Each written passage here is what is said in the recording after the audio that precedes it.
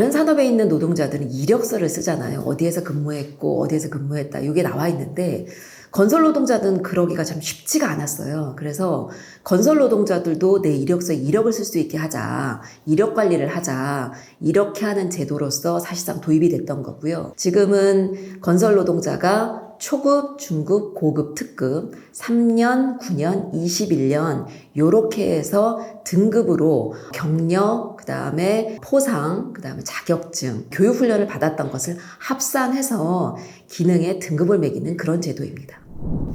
건설 기능 등급제가 시행이 됐지만 지금 현장에서 안착이 되고 있지 않아요. 왜냐하면 활용할 만한 제도가 일단 없기 때문에 그렇거든요. 근데 건설 현장에서 건설 기능 등급제가 안착이 되고 활용 방안이 제도화되면 건설 노동자의 고용이 일정 정도는 조금 안정화될 수도 있고, 그리고 지금 현장에서는 모든 시공을 건설 노동자가 하잖아요. 근데 제도에는 건설 노동자가 없어요. 예를 들어서 등록 기준 할 때는 건설 노동자는 없고 기술인만 있거든요. 그다음 시공 능력 평가할 때도 실제 시공은 건설 노동자가 하는데 건설 노동자는 없어요.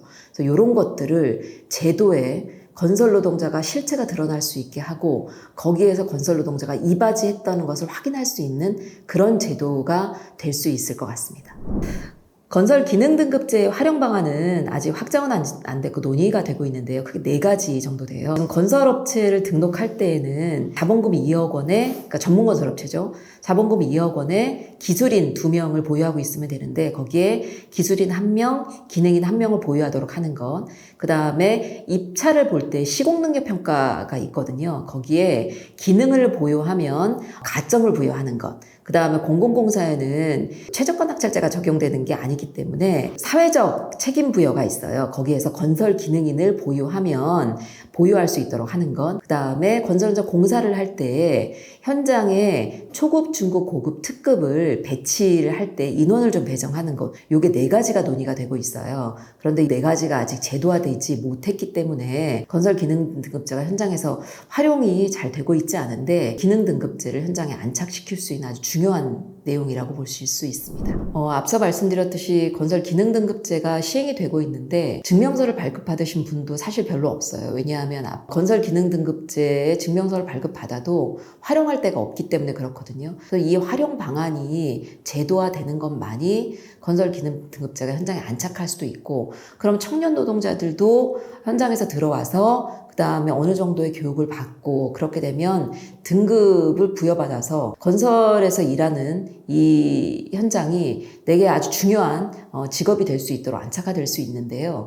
이것을 하려면 활용 방안이 제도화될 수 있게끔 하는 투쟁, 지금 국토부든 국회든 이런 요구들을 좀 많이 하고 있어서 이 활용 방안이 제도화될 수 있도록 투쟁을 배치하고 현장에서 이 얘기들 많이 확산시키고 국회의원들한테도 만나서 얘기를 하고 이런 게 아주 중요한 내용이 될 수 있을 것 같습니다.